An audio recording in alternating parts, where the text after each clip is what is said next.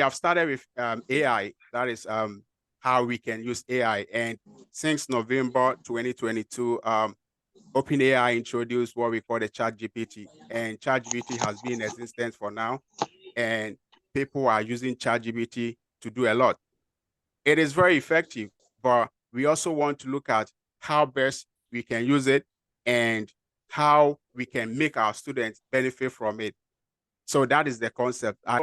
Um, Today we're looking at ChatGPT. So I want to just share my screen and we go straight to the point and look at how we will use it. So I want, if you have computers around, we will look at how we can get access to it and how we can use it in design our lesson, or any information that we need, we can get it from ChatGPT. So I want to share my screen so we look at the PPT that I'm having. Uh, so today we're looking at ChatGPT in education, what educators must know. What should we know as teachers? It is very important that we answer this question. Then we can move ahead in using it and helping our students also to use the ChatGPT. We're looking at what ChatGPT is, and also we will look at what educators must know about ChatGPT, affordances of ChatGPT, meaning how we can use ChatGPT for, or some of the things that we can use ChatGPT for. And we will also look at the current challenges of ChatGPT. It is also having challenges. How do we overcome such challenges, and what educators need to know about ChatGPT? So these are the areas that we're going to talk about, and we will going to make it very brief and also very practical. So if you have your computers, we'll just go straight and look at it. Okay, so if I go by this and we ask the question, what is ChatGPT? So we're saying that it's generative pre-trained transformer. So when we say it is a generative pre-trained transformer, what does it mean? So it is an artificial intelligence AI tool that uses natural language processing technique to respond to prompts or questions that we put in. So what it is it's different from search engine. It is not a search engine. It is like a database that it has been fed to this AI tool. So whatever information that we need per the question that we put in, then it will search based on the database that has been fed to it. And we should also know that any question that we ask ChatGPT, they are using to modify the app, or they are using to modify it to make it better. So that is it. It is basically information that is being kept, and who put this information there? It is myself and you. We educators have the information and we put it there, or the people are the owners of ChatGPT. What they gather this information that we already developed, educators have developed, professors, whatever has developed, that we have the idea. So they put it there and you just ask the question and it will give you the prompt or the answer to that. So meaning you can ask ChatGPT a question or provide a prompt, and ChatGPT respond using natural language. So based on, it's trying to mimic human intelligence. That is all. It's trying to make sure that the answers that it gives you is just like if you ask a professor from a university, the same information is what professor will give you, or the professor will give you. So that is exactly what it is doing. And it's very fast. When you put it in, it just generates a prompt for you. So I want us to go and ask ChatGPT itself what it is. So I'll go ahead and we ask ChatGPT itself what is it. So let's see. First, we will look at how to get ChatGPT. So I have it here. You can open your Google and you go to chat.openai.com. When you go there and you search, it'll give you all many search engines. Then you go to, well, this is the interface for ChatGPT. So if you're starting new, you just go to sign up. And when you sign up, you need you to register, use your password and email to register. You can also use Google account. If you have Google account, you can use Google account to sign in. So if you already have account with ChatGPT, whenever you open the interface like this, it's just a matter of you logging in. So when you log in, you get access to it. Then, so this is the interface for ChatGPT. So this is my personal ChatGPT that I have been using for some time now. Now we have ChatGPT 3.5 that is free, but when you want to get a 0.4, it is a higher version and you have to pay for that. So this is the free interface. So when you look at down here, on the left-hand side, these are all my search that I've done since using ChatGPT. So these searches here, I can go there at any point in time and get any information that I've already searched. It is like a database That here is your that, history. yeah, like history, yes. So I can go there and Yeah, exactly because the information I've will be used there. them before. So we have to ask ourselves the first question. We're trying to, has somebody open ChatGPT? Wow. Has somebody open ChatGPT so we can, I want it to be practical. So we can Yeah, look at the responses. I've opened it. What question should I ask? Okay, so we just ask who is ChatGPT. Let's go and see what. So that is the search button there that we just have to write whatever we have there and we do the search. So it is going to tell us who is. So ChatGPT is giving us the information about itself. It is telling us that ChatGPT Hello. refers. So the information about ChatGPT is what we have there. It is very, very important that we look at it, the content. It is sometimes the content that it gives, it's not always correct, but it is like 90 or 80 something percent correct. So we have to look at it. ChatGPT came only about since November 2022. So it's not even a year. So they're trying to modify. So as we keep using it and doing the searches and they're using our history based on what we're searching over time to time, they're using the information to develop it and feed it more with database that we can all get access to it. So this is what it is about ChatGPT. So I want us to go back to the PowerPoint and look at the next thing that we want to do. Okay, so I want us to ask ChatGPT these questions that we have here and see what ChatGPT will tell us. So we have, what is the differences between ChatGPT and human beings? So these are some of the questions that we're going to ask ChatGPT and see the responses that it will give to us. Okay, so we go back to ChatGPT here and we type, we type what, you can try it as we going along. So I let them that they can download it on their phones and use it as well. Oh yes, you can. Okay. So the best thing that I do is you just if you are using a laptop or computer, you just bookmark it. So when you have the bookmark, you can always go there and use it. And the please, I want to add the registration. How much they charge for the registration? The 0.4 is what you have to pay. You have to upgrade. So that is the only thing that you have to do. Okay, thanks. So I have what is the difference between ChatGPT and human. So let's see what ChatGPT will tell us. So it's generating a lot of information that we have here.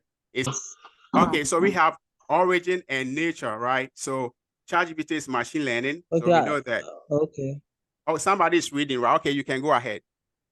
No, mine is 0.3 and yours is 0.4. I think yours differs from mine. So one thing that we have to know is that when you generate, and I also generate the same question, because it is a database, it is biased.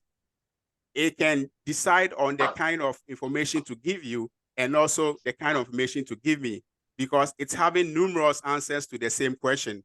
So it will just go to the database and select any of them. So if another person also get it, any of them, my 0.1 can be that person's 0.10, or it can be totally different. So that is what it is. So understanding, ChatGPT lacks true understanding and consciousness. It processes input, tests, and generates responses based on statistical patterns in learning during training. It doesn't truly comprehend the meaning of text. So these are some of the differences between ChatGPT and human. So people have been asking the question that, okay, AI is coming in. AI will definitely take away our job as teachers. So it is fear that people have been always peddling around that very soon AI will take what teachers are doing. But we have to also understand that teaching is not only about providing answers, as we were discussing on the platform the other day. There are a lot of things that goes into teaching. AI can never teach something about emotions. It is machine. It doesn't have any feelings. It cannot understand how students feel at a point in time. So if your students are in the class and you can see that they are moody, they are not ready to learn, AI cannot predict the mood of the student to say that, okay, this student cannot learn this at this point in time, so I have to give this student a lower version of what I'm teaching or the assessment. It can never do that. And the data that is being provided to this AI tool or ChatGPT is from we educators. So if we educators are not there, who is going to provide this information to ChatGPT? It will never happen. Yeah. So our jobs are secured. Okay. So it is only there. ChatGPT is only here to help us that our teaching and learning will be so smoothly. We will not be going through the stress and so difficult things. Okay. So these are some of the answers that ChatGPT is giving us. So I want us to jump these ones, and we have other examples that we look at, but at your own convenience time, you can use it. So what is the difference between ChatGPT and search engines like Google? So ChatGPT doesn't go to the internet to surf the internet to give you the information. It means that any data that or any event that will appear today that has not already been put into ChatGPT, it cannot give you answer to that. That is the problem. Okay. It can never give you any information that is not existing or has not been inputted in the data. But for search engine like Google, because it's surfing the internet, any information that is available today, when you search, you can get it. These are the straight difference between Google and ChatGPT. And so these are, if a professor, what is the difference between text written by a professor and text written by ChatGPT? Okay, so these are some of the questions that we can keep on asking ChatGPT and see the responses that it will give us. I want us to go to the next one. So what educators must know about ChatGPT? It is very important that we know this is an online something that we're using. And first, before we can get access to it, we have to get internet or get our data bundle. And it's our challenge now, how to get data. Now, one thing that we have to know that ChatGPT is guided by privacy policy. The data, as internet users, there are policies that govern what we can access on the internet. And it is also guided by COPA, which is age protection right for students. And the COPA rule is saying that students who are below 13 years, if you want them who are below 13 years to use something like ChatGPT, you have to make their parents aware that, oh, I want my student to get access to this kind of knowledge, and I'm introducing ChatGPT to them. Well, in advanced countries, if you don't do that, you don't let parents be aware that their students are younger than 13 years and you're introducing them to ChatGPT, or it's law guiding certain things on the internet. If you do that, they can take you upon, like parents can sue you or something like that. But it's real that it's happening, because if only you are using it for educational purposes, then it's fine. Okay, so we're saying that it's also developing in our early stage. It is now developing. So it means that we have to expect more. ChatGPT is going to do more things that has not been yet done, because it is in the developing stage. So it is time that we all grab it and use it to use it now, so that as we keep on teaching, we introduce it to our students for them to also benefit. Now, you cannot delete the data that you have in ChatGPT. As we have here, let me see, the responses or the history that you have here, you can never delete it. Why? Because they're using this information database that you have, that you search, the information that you have is regenerating itself, is keeping it in the data. So that anytime that anybody will go in and search, they can get access to it. You can also go there because they are developing it. But we believe that a point will come that when they're able to develop it or feed the system with the kind of information that they want, they would really take it out. But for now, in the early stage, it is there. You can never delete. So you have to also make sure that you know what you are searching for. You don't have to search anything that it will be against human rights or something. When you do that and they keep seeing it, they track it and they see that, okay, this is what this person has been searching on it. Well, you search things that is coming, some will not give you, even you can search things and it will not give you, to tell you that this is against privacy or this is against human rights, this is against that, and it will not give you any answer to it. It will tell you point blank that I don't have any information to give you on this that you've said. So when we keep on, we have to know what we searching. Okay, so we also not always accurate. We have to know that the information that is being given by ChatGPT, you have to cross-check it. Grammar, you have to check the grammar. You have to check the content, how the structure is and stuff. I used ChatGPT recently to write a research that I was doing, and I used it to search for references. And could you believe that the references that ChatGPT gave me, I was trying to search it from Google Scholar or from other publishing firms, and I couldn't get any of the articles that is saying that these articles are talking about this. It was giving me things that are never existing. So in that case, when I finished doing the research or searching for these references, and I just copied these references, and so these are good references based on the topic that is in it, and it suited my research question or my research that I'm doing, then I use it. If the professor or anybody who is supervising you go and take it and say, okay, let me search for this article and see the content and I want to read, then you can see that the professor cannot get it. So you have to make sure that always some of those things you recheck and make sure that whatever it's giving you, you have it. Then responses can be biased, as we just saw just now, as I searched for the same question and Charles also searched for the same question, but it gave us different answers to the same question. So you cannot predict or tell the kind of answer it will give you and give me. We can be in the same room and do search for the same thing and give us different answers to the same question. So we have to know that. Then also we have limited knowledge of events it should be after 2021. So all the knowledge in 2021, before 2021 is there. But from 2022 coming, things that are emerging or some ideas that you think you're searching for that are current, that will never happen before 2021.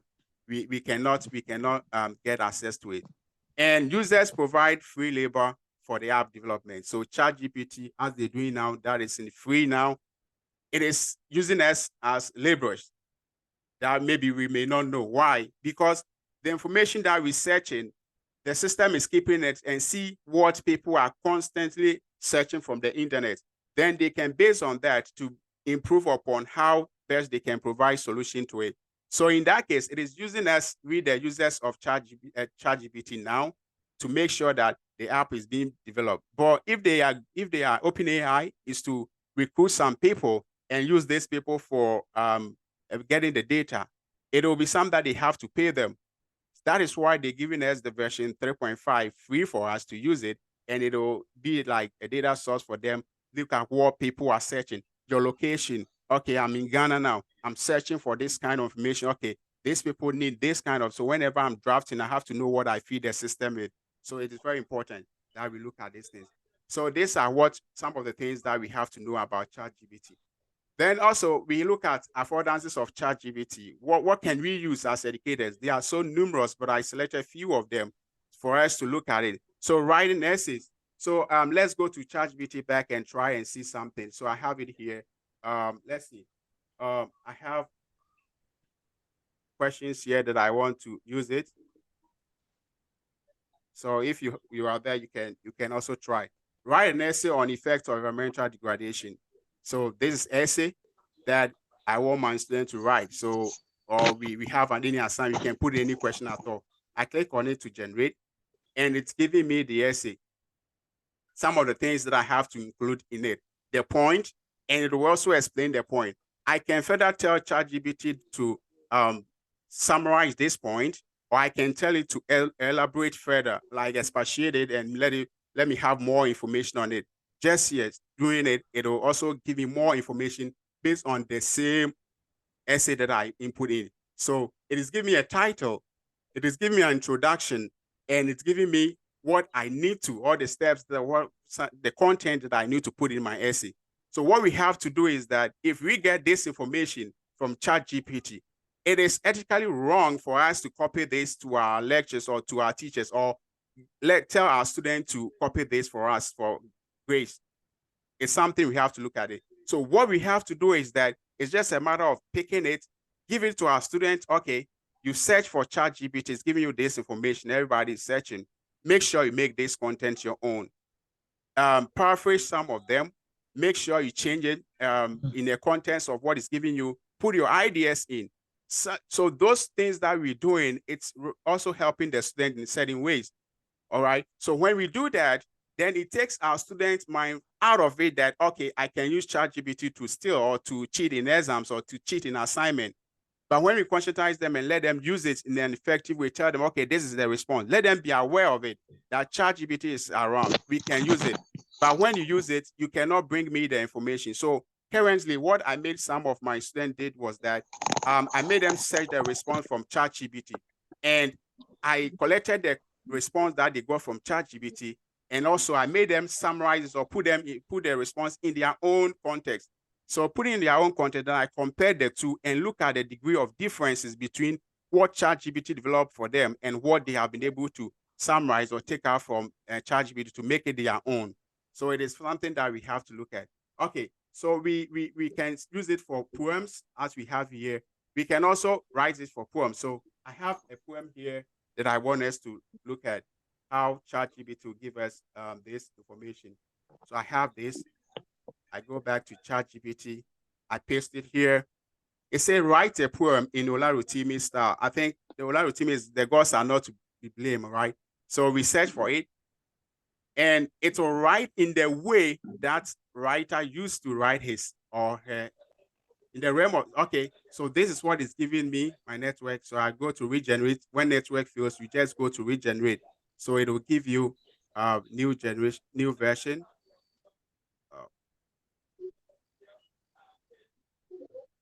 Okay, so I'm having, okay, so let me try it again. So these are some of the challenges that when we are using ChatGPT or anything online, we might be facing. So only one message at a time. Please allow, okay, so it means that I did an error there that I have to look at it, regenerate. Okay, good. So now the generation that it's giving me, because I gave command that I gave a specific writer here, this poem that is giving me is giving me in the way that that writer writes. So if you want to write, okay, you have a lecturer or somebody who is well known, like Shakespeare or whoever, and you want a poem that is just like what Shakespeare writes or just like similar how he puts it writing, then it will give you just exactly like Shakespeare, not giving you Olarotimi. So this is something that is very interesting that you can look at it and summarize and make it your own. Okay, so we can also use it for, we have it here for writing lesson plans. So let's look at this. I have another one here that I want us to look at it. So I have this, I'm pasting it. Write a lesson plan on water pollution for grade 9 class. So how specific you be and the kind of content that you give to ChatGPT is like the same response that it will give to you. So it's like garbage in, garbage out. If you give good, you summarize this and make it specific, it will give you based on it. So this that I have grade 9 in it as the class, it will make sure that it gives me lesson plan that is related to grade 9 student. It will not give me something like university student or grade 1 student. So when I put in the grade, it will make sure that it gives me exactly or similar to topics or content of grade 9 or grade 1 or depend on the grade that I put it in. So I search for this, for a lesson plan. So we are writing lesson plan every time. So, you know, it becomes so as well. Sometimes we lack ideas, what we have to do, new things that we can do that our lesson will be student-centered, how we can make sure that our students understand or comprehend what we are teaching, making our class so fun and stuff. So this is what it's telling us to do. It's giving us the objectives, and it is even giving us the time duration that we have to use for this class. So grade 9, if I go down to maybe grade 1, it will reduce this time for me, meaning that it knows the grade that I'm doing it for. So I cannot use 60 hours for 60 minutes for grade 1. So it will change it to maybe 30 minutes or 45 minutes or whatever. So it is telling you the materials that you use for your lesson. It will tell you the introduction and the time that you have to spend on the introduction. It will also, the content, the time. So that's giving you the time allocation, just like how we write our lesson notes in our schools. So it's giving you all this and definition, some of the areas that you have to look at. So this, you can take this information and make it your own by changing some of the content and making it like meet standards or making sure that the content that is giving you, it's related to what you have. So if somebody is teaching in Accra and somebody's like me teaching in my village in Mampe here, and I don't have whiteboard and markers, I cannot list whiteboard and markers as what I'll be using to teach this lesson. So this is the information it gives you. So it means I have to change this one to different thing as we've been doing every time. So it's giving us the fair idea of how we can structure our lesson for ChatGPT and for teaching and learning. And it makes learning fun when you use it to structure a lesson and look at the content, some of the things it asks you to put in it and the time spent. So you see that everything it's giving you the assessment, what kind of assessment you have to do. It's necessary if you ask ChatGPT to give you a multiple choice, it can structure it. But this assessment, ChatGPT see assessment as a broad thing that it will not really focus on only giving you object by telling you to give you what you have to do as the lesson progresses. What are some of the kind of things, assessment that you do in the lesson? It's giving you the homework or assignment that you can give to your student. And if you want to plan something else, it's telling you that arrange a field trip. Then this can be something that you arrange a field trip to a local water treatment facility or polluted water body, if safe and feasible. So if not safe, don't send your student there. To provide them with practical understanding of what pollution and its management. So this is a lesson that is being given to us. Then we also look at some of the things. So all these that we have here, design quiz or test questions, write script or podcast or video. If you into video, you can write the question. Okay, I want to make video on let's say on student dancing or something. To tell you what you have to do. Recently, I used ChatGPT and I asked the question I just asked, how can you make me a millionaire in 100 days? And it gave me what I have to do. It's telling me that I have to do engage in online business and stuff, and to make me a millionaire. Like, it just give me a lot of information about that. Then we can use it to provide directions for learning activities. Then write emails, make notes on inserted text. We can have a phrase put in there and say write notes on that. It will give us improved grammar and spellings. When you put something and it's wrong, it will just underline it's having grammar checking things too. Then I can ask for more. One thing I want us to look here from this is act as a teachable agent. Do you know that you can teach ChatGPT? You can feed ChatGPT with information or any knowledge that you have. If you have a certain idea that you want to give ChatGPT, ChatGPT will accept it. It will tell you, thank you for feeding me. Okay, so let's try that.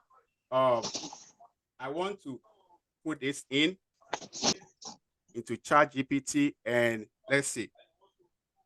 I can teach you about the history of Ghana. So I'm telling ChatGPT that I can teach it the history of Ghana. Let's see what it will say. Okay, so look at it. Certainly, I'm eager to learn more about the history of Ghana. Please feel free to share information about its history, events, key figures, cultural development, and any significant milestones, whether it's about the pre-colonial era, colonial period, independence movement, or more recent development. I'm here to listen and learn from your expertise. Okay, so let me do something here. Let's further communicate with ChatGPT. So that information that we provide, it's going straight to the database that it will be used when somebody else access information from ChatGPT. So if we are helping, then we have to give information which is accurate. If you give wrong accurate, it will also compare with data that is already available and tell you that, okay, what you are telling me, I don't think it's correct, but it's rather like this. It can be able to correct it for you. So, okay, so I can say Ghana is rich in maybe mineral resources.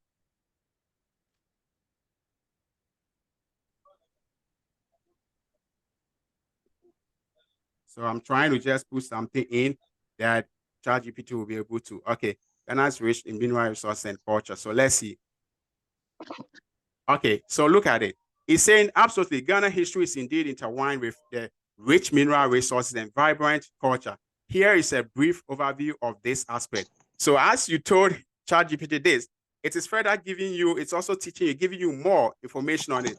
So you can communicate. So when it comes to mineral resources, it's telling you that Ghana is having gold, and it's mentioned Ashanti Kingdom in it. It's telling you we have cocoa. It's telling you we have bauxite, right? It's telling you when we come to culture, it's telling you about the Ashanti culture. It's telling you about language and music, religious practices.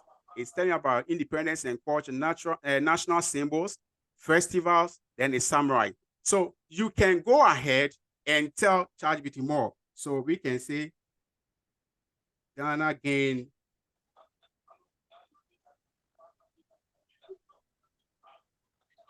in 1919, what? Is it 1957? Okay, so Ghana gained independence in 1957.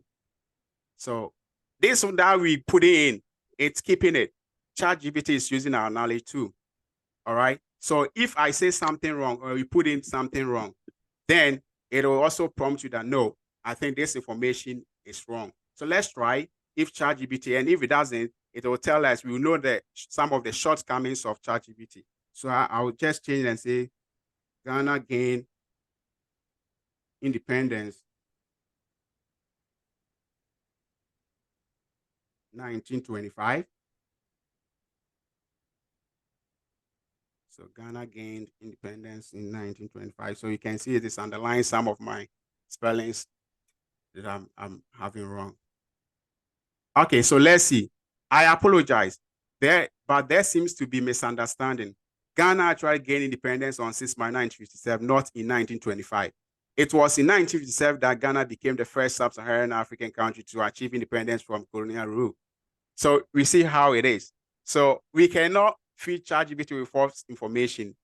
It is very important that we look at all these things when we are using ChatGPT, and you have to read it, read the content that is providing you, and we go ahead. Okay, so let's look at the next thing that we're looking at. Current challenges of ChatGPT. There are a lot of challenges with ChatGPT when we are using it that we have to be aware of as educators. We don't have to say, oh, it's something good, it's helping, so we can just use it. So writing self-reflections, if you want to write, let ChatGPT write about you, that your name, it won't tell you about your mood or whatever you're going through at the moment. ChatGPT cannot do that. But if you have a human, if you have, as a teacher in the class, you can look at your student and tell about their flesh, how they're feeling in the class, what is wrong with them. You can look at them and predict or say things about them. So that is what ChatGPT cannot do. Currently, events happen after 2021, it cannot do. And it cannot give non-text responses. So whenever you have it may be a question that it involves chunk of diagrams and this like symbols, it is having short form of that. It cannot provide you with set diagrams that you use, but rather it will give you some description about these diagrams that you're requesting for, that you can only use it to do it. So you can only get it from the internet. If you don't have internet, you can never get access to ChatGPT. So that is the challenge that we will have as educators in Ghana. So, but as I said earlier, our students do have the internet. It's just a matter of us making sure that we let our students know the essence of it, how they can use it to benefit them, how fun it is to play along with it, like putting information and just telling you telling ChatGPT about what you know, and it's also giving you responses based on what you put in. So it is something that is very interactive, that when we integrate in our lesson, or we can have in our class, okay, students, go search for that, prepare your own answer solution and compare with what you have. So it can also not make predictions about the future because it is only having data that is being fed to it. So these are some of the shortcomings of ChatGPT. Very few, but it can do a lot. So we have to look at it. If we don't have internet, we can never use ChatGPT. So that is one thing that maybe in future, if they change it. So educators, what we have to know. So what we have to do as teachers, that if you want our students to use ChatGPT, what we have to do, or the need for things that we have to do for our students to use it effectively. Now, we have to update the current syllabus that we're using, because it's really not incorporating the use of many of these technology device or AI into it. So we have to call for, and syllabus, I've seen that syllabus can be your own plan that you have done for your class, not necessarily the bigger syllabus for the whole country that we have to use. But as you have it and planning, like we have weekly forecast or something that we're planning for our own class for the whole semester, we can incorporate some of these ChatGPT to some of these AI tools. And there are so many numerous AI tools that is very effective, that is around, that we can use. As time goes on, we'll be looking at each of them or one of them, and we use it in our classrooms. Then educate students on academic integrity. it is something that we don't really engage in, but it's causing a lot of harm to people. People don't look at this integrity about education, like they just get information and put it out there just the way they got it from ChatGPT. And if you keep on doing that, it really affects us. So if we start training our students on academic integrity in the use of this AI, as they're using it, they will know that, hey, when I get information from AI, I'm not supposed to just put this information for my teacher to mark it, but rather try to reframe what the content is, or put it in a way that it will be something like my own, it will be my own information, or it will be something unique from what ChatGPT is giving. So we have to also change our assignment approach.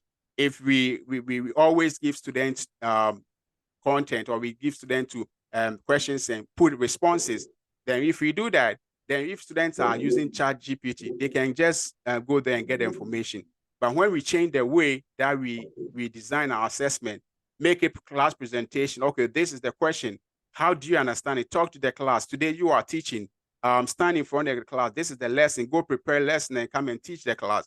And we use that forms of assessment. As the student is teaching, we assess how the students are understanding the content, how the student is presenting whatever information that he got from if ChatGPT or whatever. And we have to make sure, cross-check and see that the content or the information that the student is giving is correct.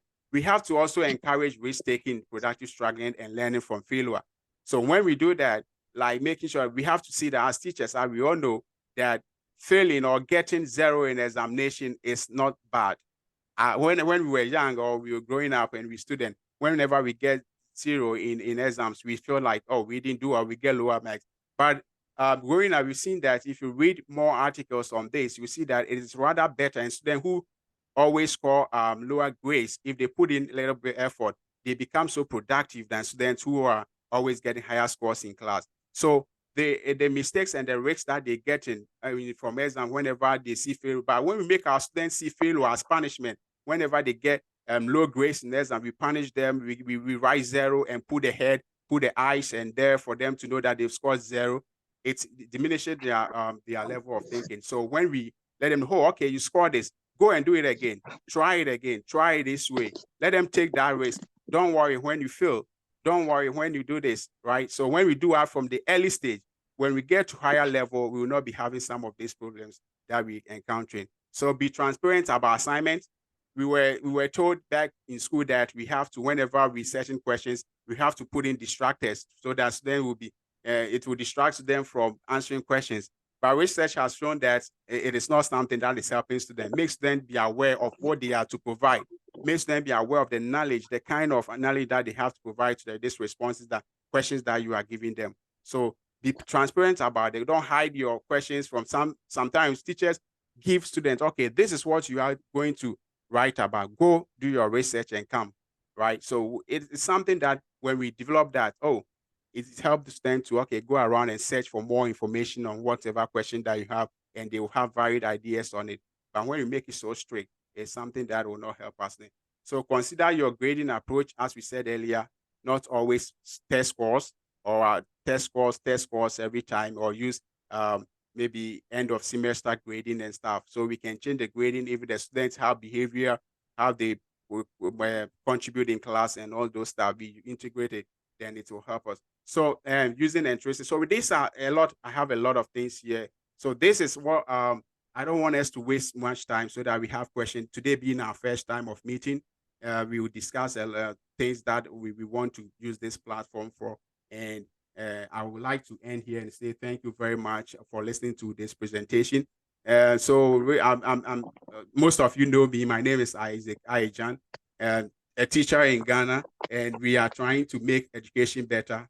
Teacher by profession from the only college in Ghana, PTC.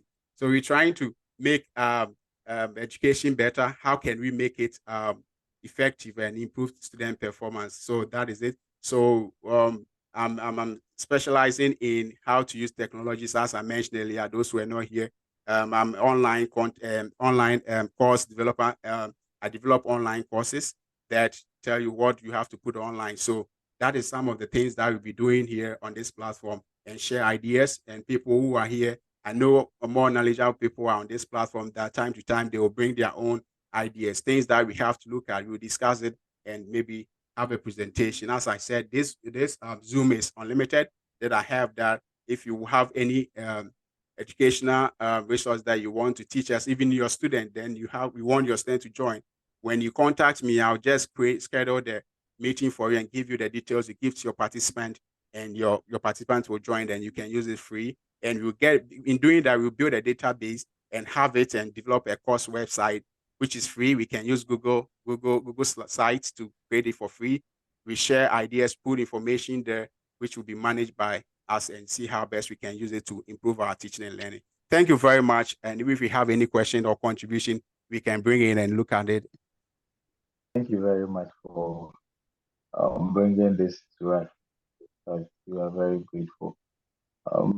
There's one other area of concern that I want to also put across, that has to do with the academic integrity. Yes. Where the students are expected to personalize the information that they get from ChatGPT.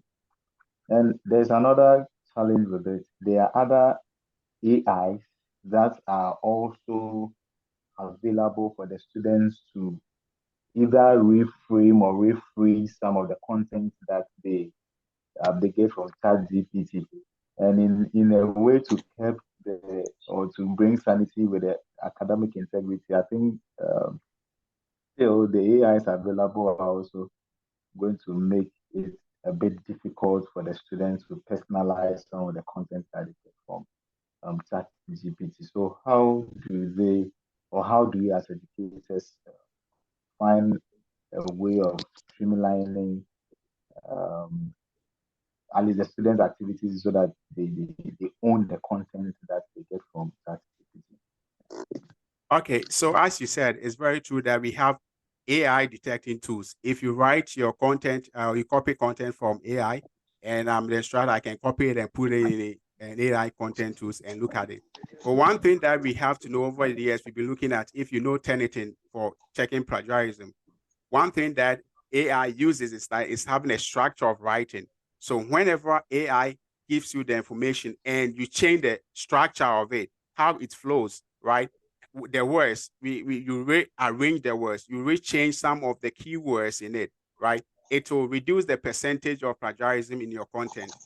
So that is one thing. So first of all, we have other tools that first you can use it to paraphrase it, and it will help you get a new version.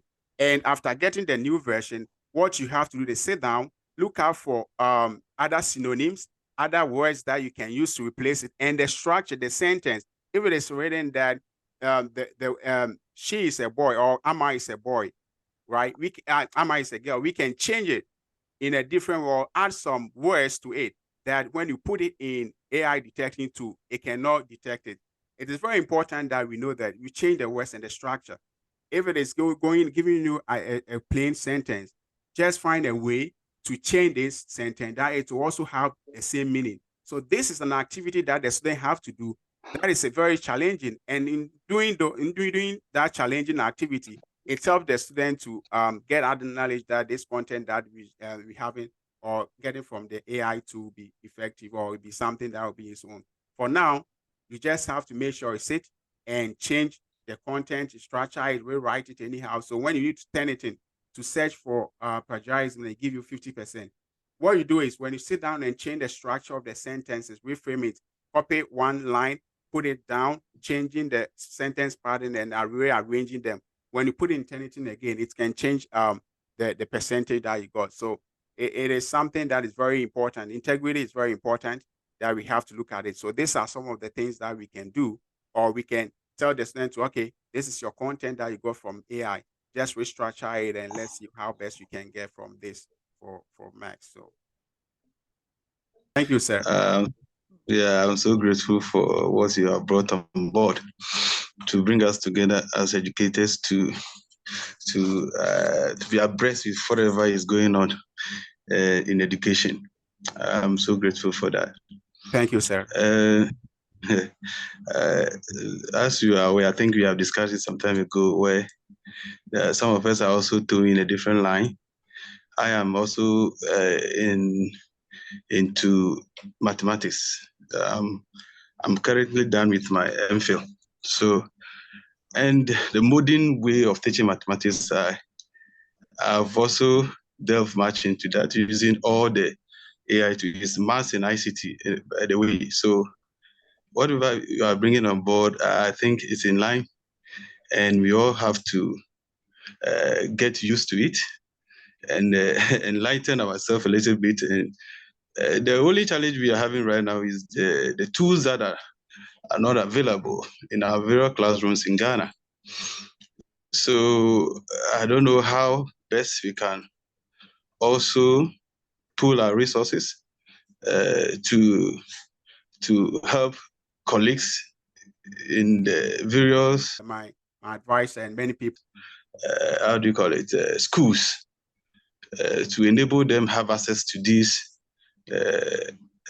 how do you call it, these tools to also use to upgrade whatever they are teaching in their various classroom. That is my main concern. So I'm bringing it on board. How can we help? Because it's very good to use these tools.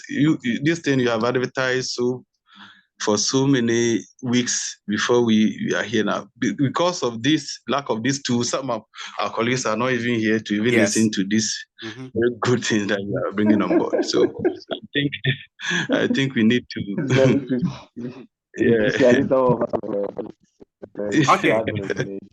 Okay. So very well. Yes. It's very true what you're saying. It's very, very true that these tools are very, very, very scarce. Some of them you have to pay and stuff like. But we're also trying to find different means that we can use them, and even the devices. Talking in particular, the devices, the internet and stuff that we have to get. So we starting from the basics, and we're looking forward that it'll get to a point that we'll be able to, maybe in a district in Ghana, we can have maybe a school that they having the ICT facilities. Then some of the stuff that we need that our teachers can use, we can find a way of providing them. That is the another dimension that we're looking at. I'm trying to make this effective. When it's effective, I have great people that they really want to come on board, educators, people trying to come on board, and it's a matter of making it strong. When it's strong, when we're seeking for any financial assistance or any kind of assistance from any organizations or something, it can be very effective. But when we are not so strong, and I really appreciate the number of people in the group, we're over 100 now, and it's true that people didn't join because of maybe internet access or because it's late and those stuff. So on our later on, anybody that having any knowledge, any idea, whatever you want to bring. So that is why I started with this Zoom platform.